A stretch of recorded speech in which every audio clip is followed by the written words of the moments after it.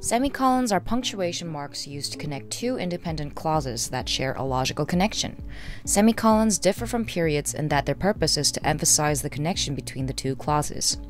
They can also be used to list items in lists that are difficult to follow due to the item's length or internal punctuation. When used correctly, semicolons can lend an air of sophistication and nuance to your writing. In this video, we will explain when and how to use semicolons. The most common use of the semicolon is to connect two independent clauses which express a complete thought or idea. Using a semicolon rather than a period emphasizes that the two clauses are closely linked in thought and are on the same level of importance. Let's look at two independent clauses. Here, clauses 1 and 2 are both independent and logically linked. In this case, combining the clauses with a semicolon indicates that these two parts are two events closely linked in one continual process. A period could be used, but using a semicolon shows that these two ideas share some connection in relevance and/or importance. However, using a semicolon is usually not recommended to connect two independent clauses that have no logical connection or have different levels of importance. Here, these two independent clauses are separated into two sentences by a period as they are related, but the second sentence does not have the same level of importance. In this example, the transition fortunately is used to create a more specific connection between these two sentences.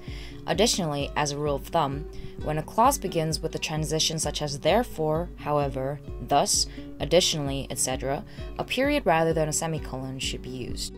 As you have seen in the previous examples, semicolons are used to connect two independent clauses, but they should never be used to connect dependent clauses, except in the case of listing longer phrases, which we will look at later. These clauses cannot stand on their own. Unlike independent clauses, dependent clauses are not complete ideas and cannot function as a complete sentence, and therefore they should be separated by a comma, dash, or colon. In this example, the clause, although there have been no recent breakthroughs, is dependent. The only punctuation mark that fits here is a comma.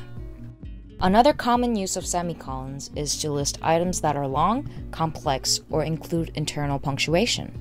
In this example, each item in the list also contains an appositive describing that item in further detail. Each of these listed items are quite long and include internal punctuation. Using commas to list these long items would make the meaning somewhat hard to follow, so semicolons are the best option. However, it is almost always best to use commas when items being listed are numerals, single words, or short phrases. Commas are also used to connect an independent and dependent clause, and semicolons should not be used in these cases. Mistaking a semicolon for a comma is a common mistake many writers make. Semicolons are also often confused with another punctuation mark, colons. Although both can be used to separate independent clauses or create lists, colons separate clauses when the second clause or sentence illustrates, explains, paraphrases, or expands on the first. In this example, the text following the colon clarifies and specifies what the scientist's worst fear is, that the killer AI machine would be built. Using a semicolon here would not make sense because the two clauses do not carry equal value.